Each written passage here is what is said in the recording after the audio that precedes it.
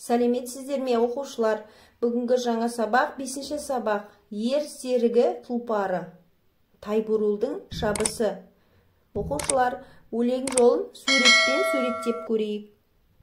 Бұған қобылан қуанып, шырағым бурыл шу деді. Сонда бурыл гуледі, табаны жерге тимеді, тау мен тасты өрледі. Қобыланды деген батырдың тұлпары болыпты. Оның аты Тайбурыл екен.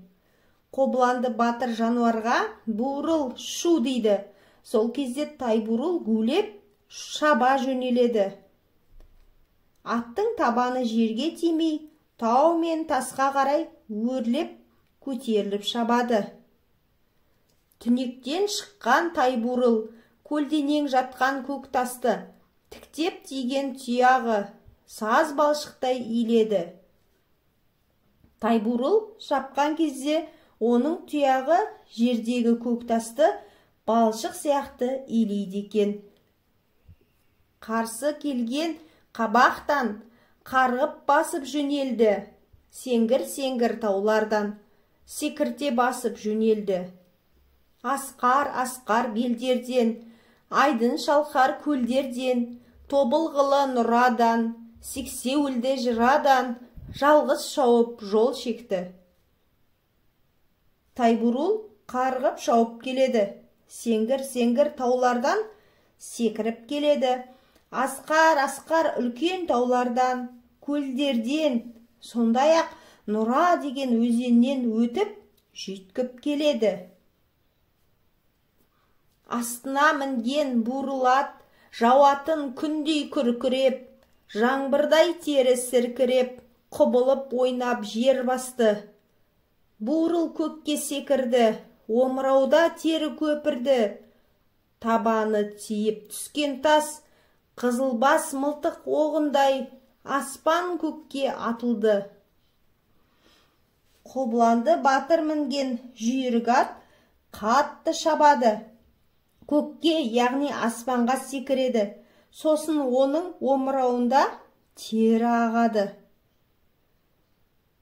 Ал Тайбурылдың тұяғы тасқа тиген кезде ол тас мылтықтың оғы сияқты аспанға ұшады. Тақиядай көрмеді үстіндегі батырды. Тайбурыл үстінде отырған батырды тақия құрлы көрмеді.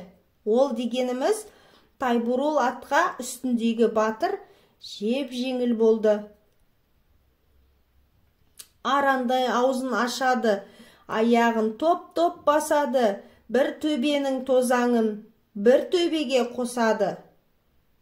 Тайбурыл аузын айқарып ашады, бір төбенің шаңын бір төбеге қосады, яғни шаңдата шауып барады.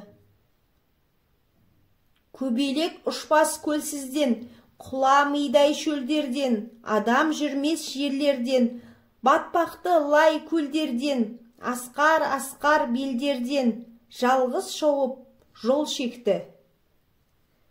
Тайбурыл ат көлсіз жерлерден, шөл жерлерден, айдаладан, биік-биік таулардан жалғыз өзі шабады.